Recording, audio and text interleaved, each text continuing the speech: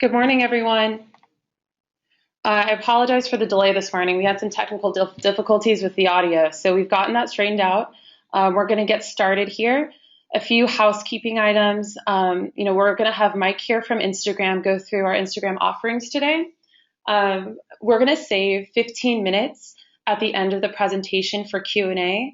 So if you would like to ask a question, we'll try to get to all of those, but you would actually put that in the questions box on the bottom part of your screen.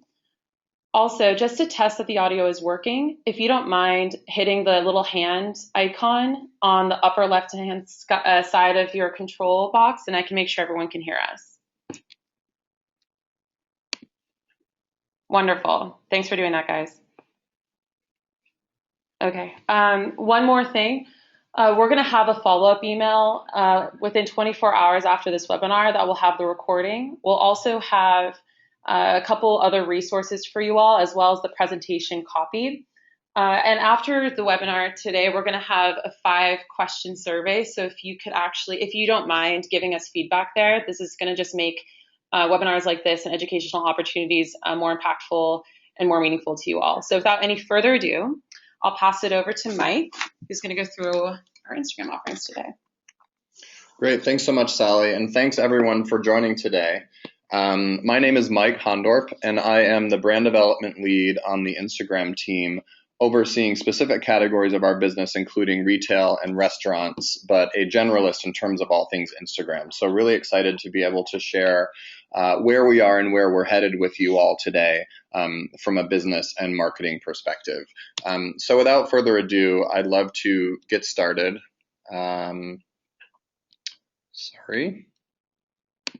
Get started by introducing myself a bit more. So visually, what you'll see here is just 8 of my most recent Instagram shots. And the reason I introduce myself this way is to really help introduce the platform. And what you can see here is amalgamation of 8 images on my feed of hundreds that really is a visual storytelling mechanism for my life. And what I love about Instagram and what's special about Instagram is the fact that we are purely a visual and incredibly simple platform. When it comes to the pillars of our business, when we were founded just over 4 years ago by Kevin Systrom and Mike Krieger, there were 3 really important things, and those pillars still stand today.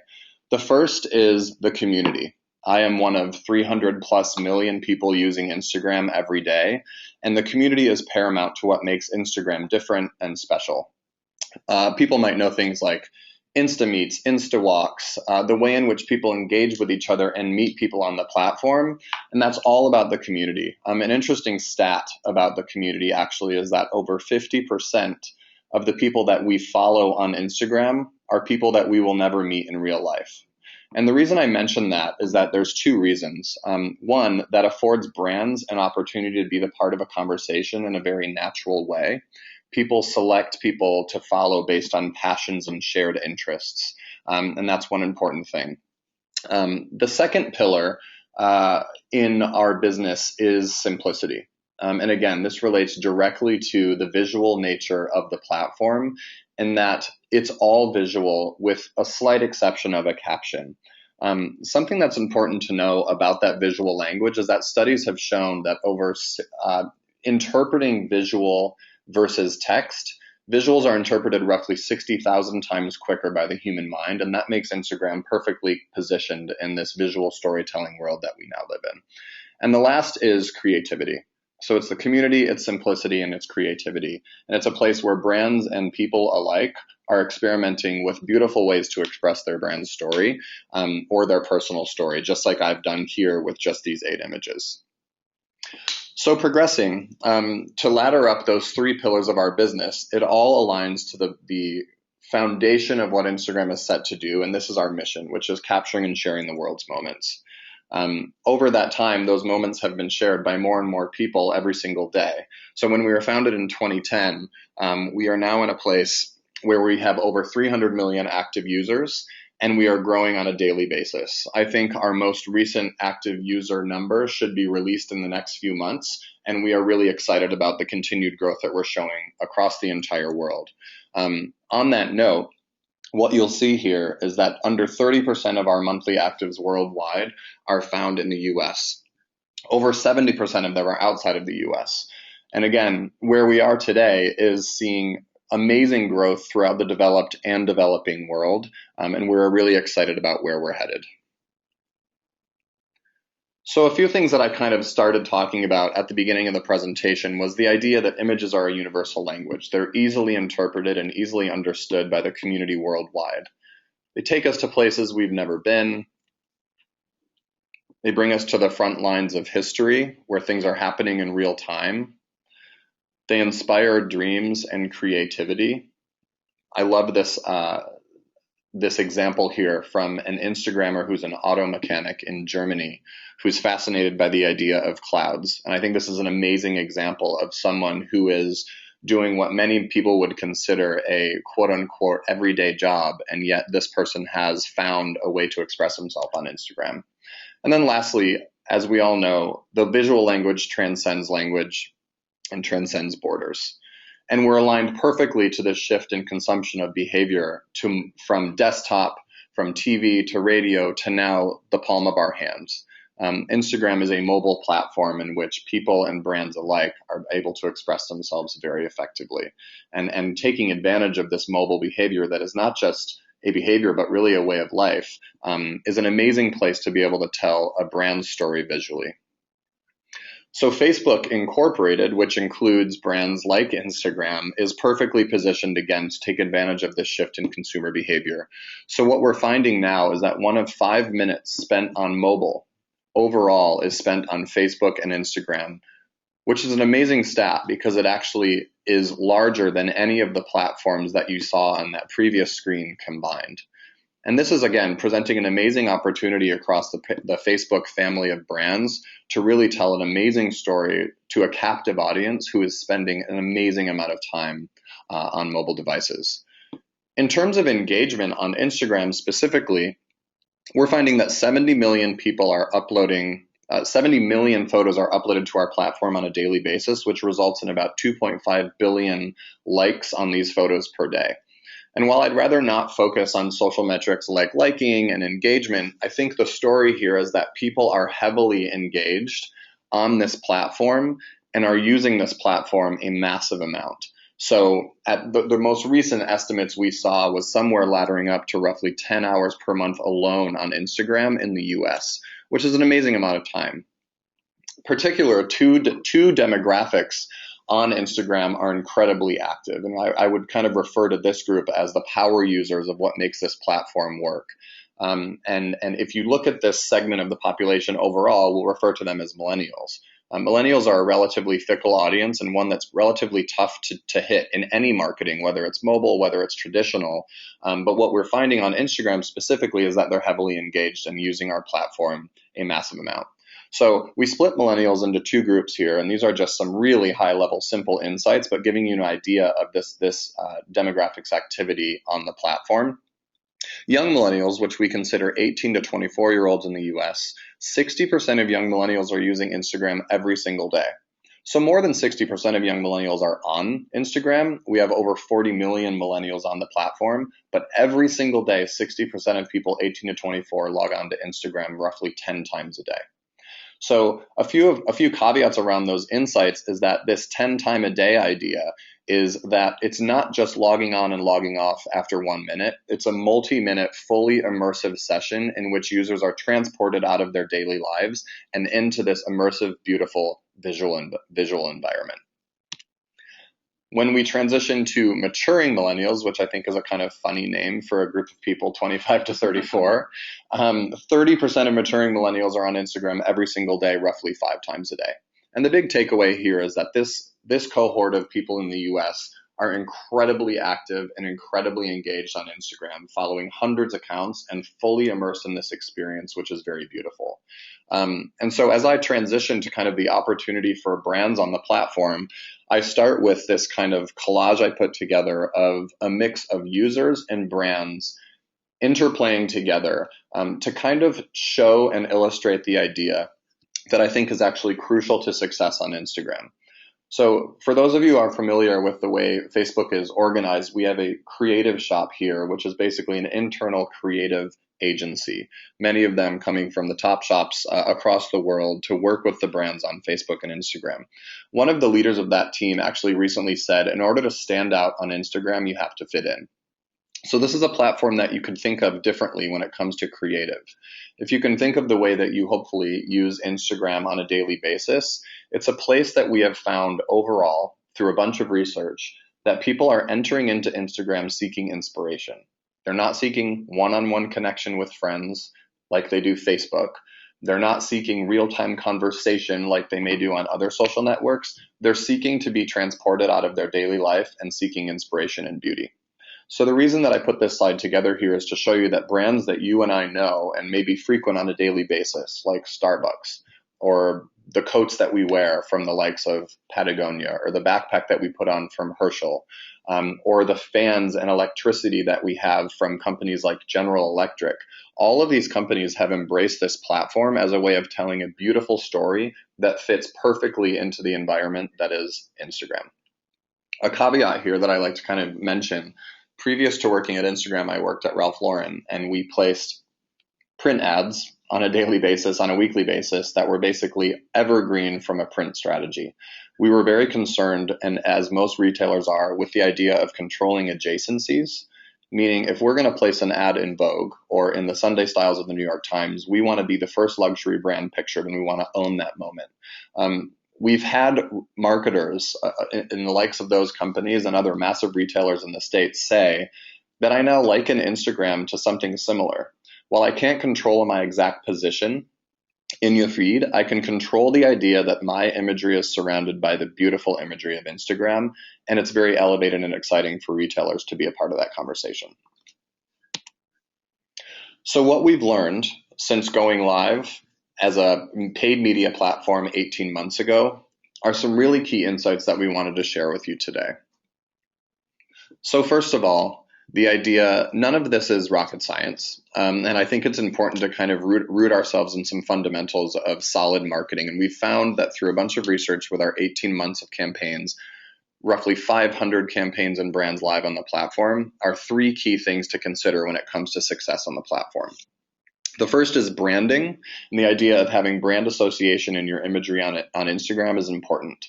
While you want you to be beautiful and visual and transportive in the feed of Instagram, we also want people to understand that this post is from your brand. So that's one important thing to know. Branding drives results from a brand perspective, and we measure every campaign on Instagram to date with a Nielsen Brand Effect study. And we found that this brand association in the imagery is driving recall, shift in perception, awareness, etc. The second concept is actual concept.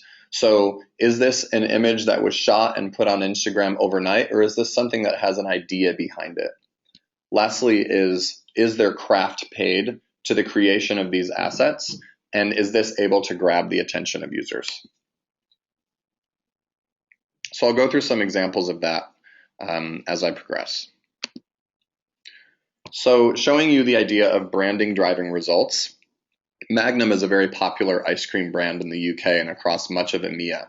And what they did here, and you can see this, is exactly a perfect illustration of the way that branding would drive results. So we don't need to show the product directly in the feed, but can we create some sort of association with that product in an artful way? And as you can see, they've done that here with the stick of the ice cream cone in the mix of a more artful creation of their product.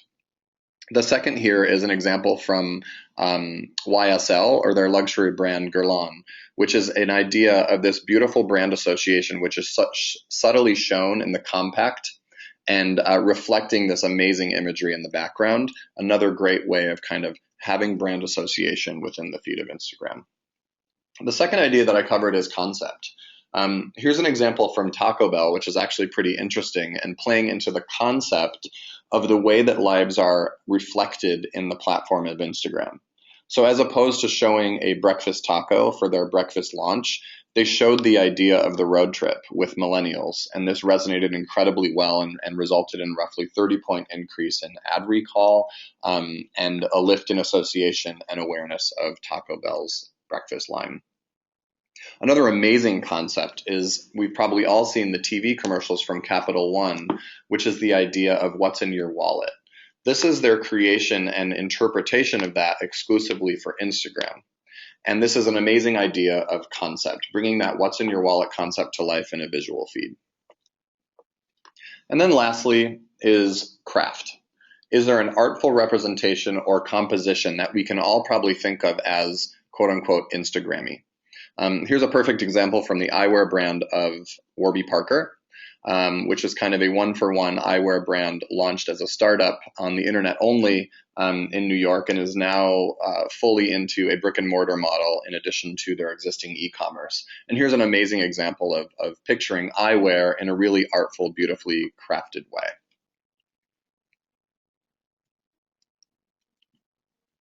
So as we transition to this new creative canvas that is Instagram, I wanted to actually introduce the newest ad unit that is available on our platform as of today. This was actually launched in a beta process this past spring and was rolled out this summer, and it's referred to as Carousel. Carousel is a product in which you're scrolling through your feed and you are able to swipe left up to 4 images with ultimately the option of driving off-site to learn more. And this was Instagram's first opportunity first idea in which we introduced a new behavior into the feed, in which users are able to jump out of the experience and learn more off-site within a pop-up browser in the Instagram experience. And we've seen amazing results, whether it's through swipe rates or through click-through off-site. Advertisers are really pleased with the performance. Another example here is Airbnb, who leveraged the idea of special locations and actually diving deeper into the location that you would rent via Airbnb in the likes of Tokyo. This example here is from Paris. And an amazing storytelling mechanism which enables just deeper and more robust storytelling in the platform that's already kind of built for it. So overall, to date, across the 500 or so campaigns we've run on Instagram, we've had amazing success. As I mentioned earlier, all of these campaigns, which are brand-focused campaigns purchased on an IO basis, have driven amazing impact as measured by Nielsen brand effect. So in general, across all of these campaigns, just under 100% of the campaigns we've run have driven significant lift in ad recall. For example, the averages in the retail industry we're seeing roughly between 16 and 20 point lifts versus the control group in ad recall. We're also finding that this is just under 3 times higher than the averages Nielsen is seeing in the digital space alone. So what we've learned over this short time since we've been live is that our ads are cutting through the noise and generating impact from a brand perspective. We're also able to measure things like perception, shift in awareness, message association, campaign awareness, etc.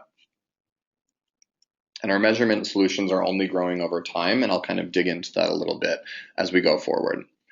So for those of you who aren't familiar with the existing product as it is today, we have image, video, and carousel ads, which are purchased on an IO basis.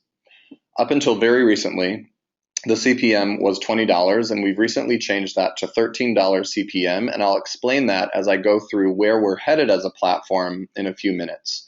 Up until now, based on an IO-only basis, there was an extreme sense of exclusivity and scarcity on the platform, which led to a higher price, paying for that premium placement.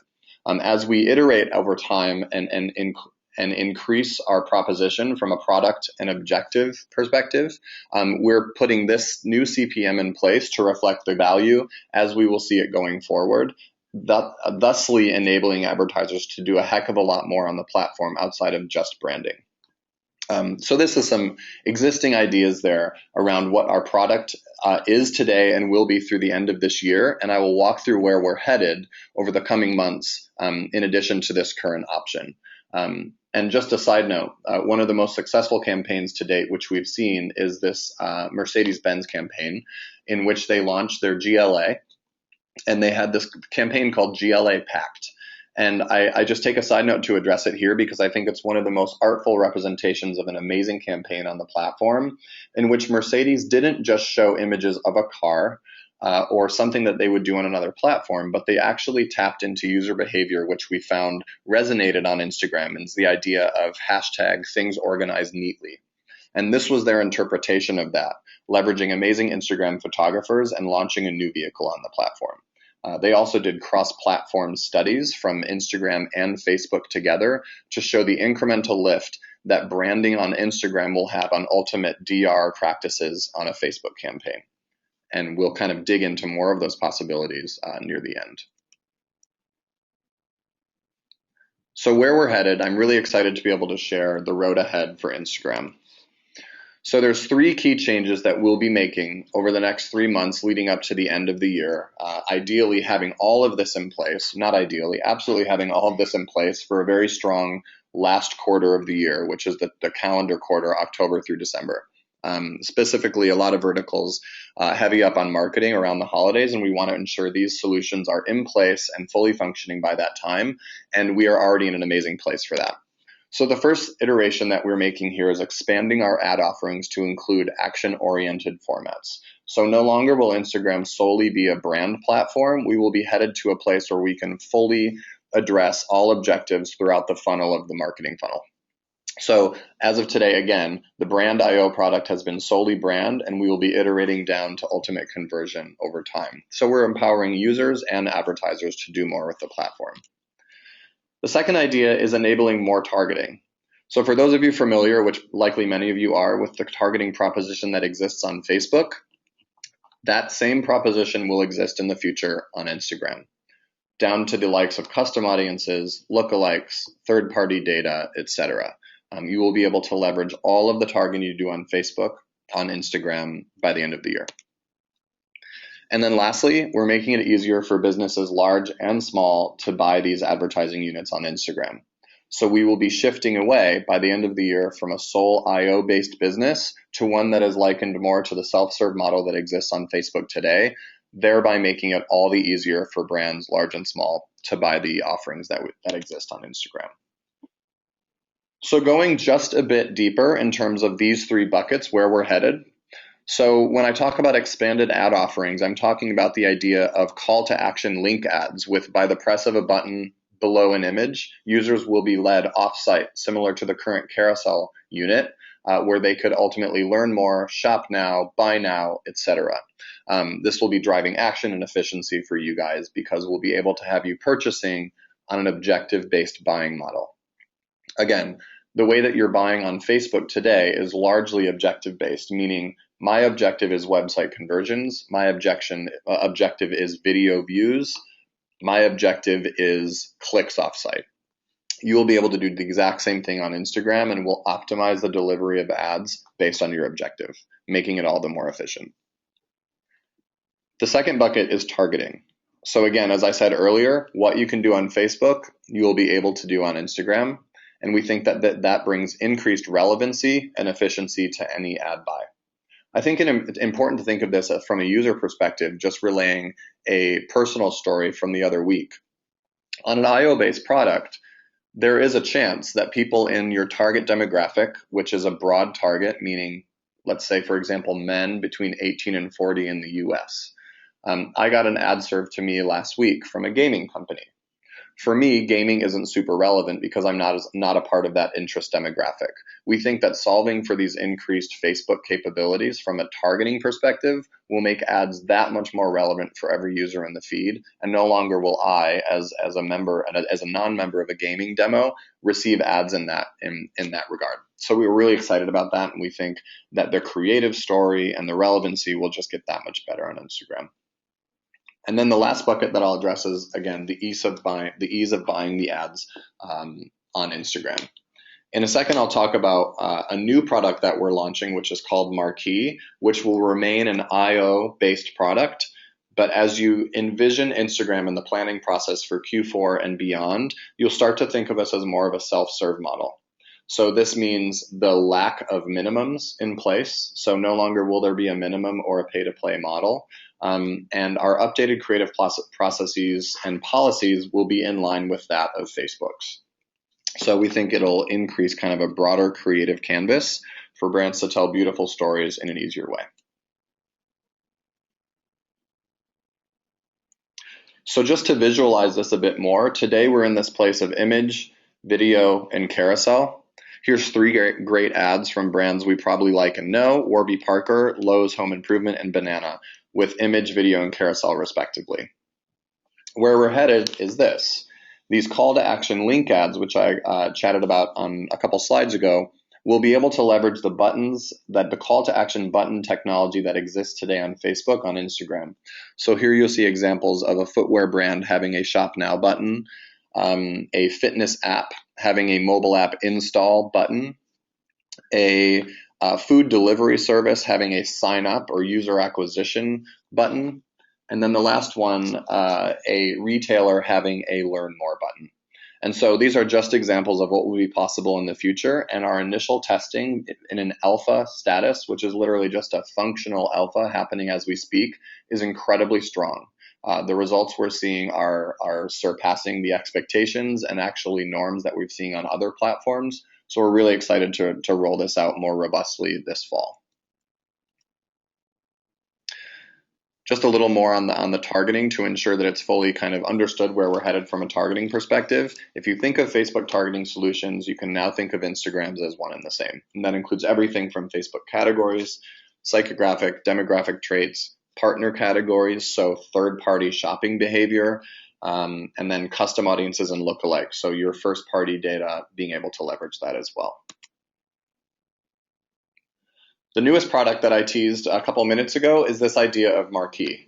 I'll caveat this pretty strongly, knowing that this is not necessarily a product that I would see as fitting for all marketers, because this is as close as we're going to get to a one-day takeover broadcast type idea. So you will buy on very broad targeting, so think US 13 plus, 18 plus, 21 plus, driving mass awareness to a broad audience over the course of a single day. This is the only product that we will have, A, on IO in the future, and B, guaranteeing specific impressions or placements on an exact day. So thinking of an example here is if you log on to Instagram in the morning and you are a targeted person in the field of a marquee buyer, you will get the first ad impression on that given day from that person who is investing in the marquee, and you can get up to 3 impressions on any given day over the course of that day. So that's just a little about marquee. Don't think it's super relevant necessarily to all advertisers, but something we're excited to be able to solve for people who are really interested in one-day key moment blasts. Shifting into where we are as we sit today, ads are offered in 8 markets, and you can see them here on your screen. Another key component of our evolution as we expand our offerings and solving for your objectives across the funnel is enabling you to target users in all 85 countries that have Facebook ads today. So again, thinking of these solutions in terms of a targeting and buying perspective as one and the same, but understanding that Instagram still is a different creative canvas and a way to speak to your target in a different way. Here's a brief overview of our timeline as we scale. As I mentioned, we are in the midst of a test and scale learning via our ads API today, testing the alpha technology around DR units. We will be releasing this more broadly to the Power Editor buying interface as of early to mid-August. The marquee product that I just chatted about a couple slides ago will launch in September on the 9th. And we will have global availability across 85 markets with all solutions I've addressed today in late September. For more specifics on how to kind of buy or start testing, we would encourage you to reach out to your Facebook account manager or partner manager who will ensure that you guys are up to date on the most updated timelines and availability as it rolls out. But again, this is a good idea. Start thinking of Power Editor availability in mid-August, global availability in mid to late September. The takeaway here is Q4 as of October and beyond for the holidays. It is fully accessible to any advertiser.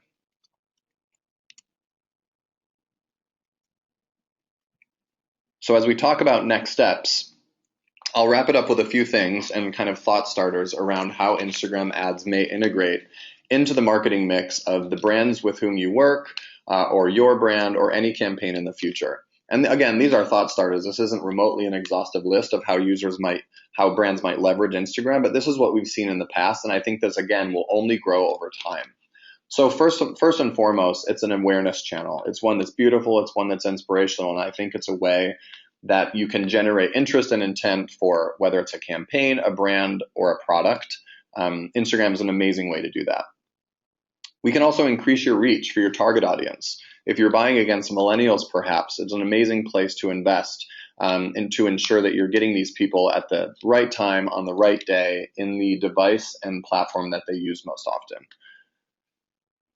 Instagram also, we found, facilitates brand and product storytelling in order to drive, your brand essence or the equity in the story that you're trying to tell. As measured by Nielsen, we're able to shift perception effectively. A advertiser in our portfolio that's heavily invested, which I showed examples of, is the Gap brands. They're going through a major change, specifically Old Navy and Banana. And over time, over the course of the last year, we've been able to really effectively message and measure a shift in the brand perception as being one that's accessible and one that would drive intent to purchase. And we can share more case studies in that regard through your partner managers and account managers. And then lastly, supplemented with Facebook campaigns, we think Instagram is a key tool to help drive users through the funnel. And again, as we increase and expand our capabilities, this will just be more and more true over time. So something that I think will be interesting when it comes to the ability for brands and agencies to buy campaigns in a single interface across all Facebook properties is the idea of cross-platform measurement, the idea of cross-platform storytelling, and the idea of just greater efficiency overall, ensuring that your campaign's objective can be delivered on two platforms in unique but complementary ways. So as I wrap up, I left maybe even 20 minutes for Q&A. We might want to wrap a little early in case there aren't a ton of questions. But I think the most important part now is to pause and to have some questions and answers from the community. I know that Sally is kind of sourcing the questions that you guys are asking in real time, and so I'll ensure that I can answer those as we go. So if you guys want to be able to answer any of the questions that you guys have, feel free to offer them up. I know we have a few that have been asked, and maybe we'll start with the Cool. first few that seem most popular. That's great. Awesome. Cool. So we have a question here. Instagram requires a lot of creative assets. I don't have that many images, and it's really expensive to create videos and other creative. How can I plan for creating content? So that's a really great example and a great question that we receive a lot. So I'm glad that whoever asked that did. So there's a couple things that I'll address there. We don't want to create the idea that Instagram is inaccessible from a creative perspective, because it isn't. What we want to create the idea of is that Instagram is a place that you might speak to users differently. So does it require high production budgets? No. Does it require a vast amount of assets? No. But does it require you to speak to your users in the way that they're being spoken to already in the feed? I would like to think so. So there's a lot of ways that brands have solved for this. Whether it's taking existing assets and cropping them to square format to seem more artfully composed, a lot of people do that. If it's taking existing video assets and having the most impactful 15 seconds visually represented on Instagram, a lot of brands have done that. There's also a way of just toying with things that don't require a lot of production value but can be incredibly creative. So thinking of a carousel product, GMC launched one of their newest SUVs via the carousel unit. And as users scrolled through 4 images to the left, it was actually a panoramic shot that showed the interior of the car. So these were existing assets that were literally pasted together for Instagram but felt super native to the platform. So I think the takeaway here is we will work with you to ensure that you tell the right creative story, but we don't want you to approach Instagram as a place that is inaccessible from a creative perspective. We just think that it does require some different thinking in terms of how you would speak to a user in a purely visual feed versus a feed that is more related on relationships like Facebook. All right, here's another good question. So how do you measure cross-platform performance between Instagram and Facebook? So good question. I'll address that in two ways. I'll address it in an example that we've done with two advertisers on our platform from an in-house perspective, knowing that the second answer will be more how you would do it from your perspective, since this will be more of a self-serve model going forward. So I'll start with the way that we measured the Mercedes test and another advertiser in the retail space who basically wanted to tell a brand story on Instagram and drive conversion on Facebook. We still think this would be a really thoughtful approach, even as we iterate to more ad units over time. But what we found with Mercedes specifically, and it's a public case study, is that Mercedes wanted to tell concurrently a brand story in order to generate acquisition and signups and visits to their website. So we took a relatively complex design of a study to filter out groups into three places: people who saw no Instagram ads, people who saw Instagram ads, and people who saw Instagram plus Facebook ads with a DR message. And we found that the Instagram plus Facebook ads branding drove over a 50% increase in website visits to Mercedes. If you took Facebook plus Instagram branding with a Facebook DR message driving users further down the funnel, the increase was over 500%. And I think that was a really strong learning to show that the complementary nature of the platforms is one that is very strong and one that can yield great results. Where we'll head in the future from a self-serve perspective is something that's probably easier from a kind of heavy lifting perspective, and that would be general conversion tests. Taking control and exposed groups on both platforms and effectively controlling the delivery of each platform's message to different segments of your target. And what we found, if those of you have ever partaken in any sort of a lift test or conversion analysis on Facebook, is that it will be one and the same with Instagram, just the added variable of a different story being told in a different platform. So the story remains to be written there, but we think it's much more accessible for brands to determine the value of both platforms going forward as we make it more accessible to buy the ad units. Awesome. Here's another question. So what ad types will be available on self-serve? Will carousel ads be available? Great question. I will start with what is available today. So today meaning August and then September when we're having the global rollout. Our existing IO product from a brand perspective will continue to be exclusive to image, video, and carousel. So as of today, for the foreseeable future, through the end of the year, think of carousel as an IO-only product, which enables you to A, have that exclusivity of the market for that product, and B, lock in guaranteed impressions and estimated reach and frequency for a specific buy. The products that will be available from a DR perspective on self-serve will be DR-related, action-oriented formats, link ads, mobile app install ads, and video ads with the optimized delivery for views. So an action-oriented video unit. As we expand over time, we expect all units to be available from a self-serve perspective, likely by the end of the year. The target date for that is not yet set, but at this point, think of fall as DR units being available on self-serve and brand-specific units as they have existed until now still remaining on IO. Story will be very different by the end of the year as all will be accessible to everyone. Great.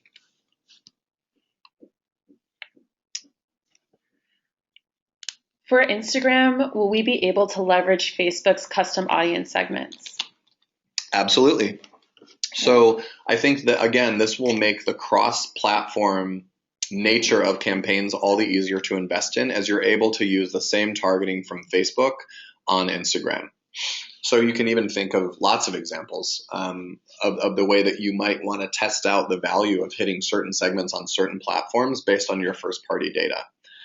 Would you think of hitting moms on Facebook and teens on Instagram? Would you think of hitting certain demographic areas or areas of the country on one platform or the other? There's lots of options. But yes, the short answer is custom audiences are completely leveraged, will be completely leveraged on Instagram.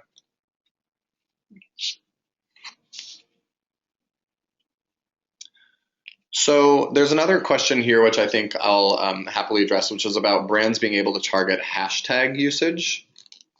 That's a really good question. I think the short answer is yes, but not super explicitly. So if you think of the way that our likes and interests are classified today in the Facebook targeting system, it's based on a combination of millions of factors, which include the behavior on Facebook.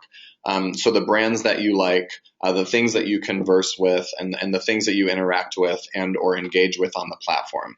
One of those engagement metrics or engagement types would be hashtags, the ability to click on them, explore conversations around them, etc. So will you be able to explicitly target people who use that hashtag? I guess no, but will you be able to target people based on likes and interests in which hashtags are relevant?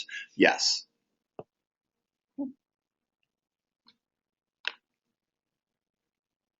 I think we'll wrap up with maybe a couple more questions here and then ensure that we all maybe get a few hours back, or a few minutes back in our day. So let's wrap up with maybe two more questions. Awesome.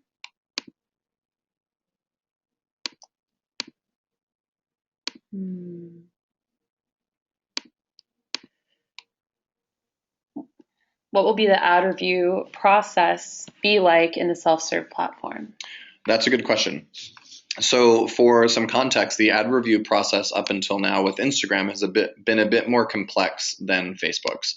That's because we've been an IO-based business that literally began with the approval of every asset that ran from Kevin, our CEO. As you build a scalable business, that certainly isn't the process that will continue going forward, but we have really strong ad review policies in place built on existing Facebook policies and tools to make the approval of our ads on our system be incredibly fluent and efficient, similar to Facebook. So there will still be slightly different things, like thinking of Instagram ads as square format, etc. But going forward, our policies will be relatively unified and the approval process will be quote unquote automated, meaning very efficient, as it is with Facebook. So here's another question on measurement. So since Instagram is primarily a mobile platform, will you be able to tie conversions at a current desktop back to mobile impressions and clicks? Great. So a couple things there. First off, Instagram is definitely primarily mobile, and ads on Instagram are only served on the mobile experience, which is 99.999% of the time spent on Instagram. The desktop experience, if you've ever even seen it, is very different. So we like to consider ourselves as exclusively mobile, and our ads are only served on a mobile device. If you were going to go down the road of a kind of multi or cross-platform conversion study leveraging Instagram and Facebook, we very well can track with similar tracking technologies, since we're going to be the same self-serve platform, conversions happening offline or on desktop. So yeah, the short answer there would be yes, absolutely. Will it require obvious tagging and tracking devices and a relatively sophisticated study? Yes, but it's totally doable. And we're excited to see kind of the results that net out.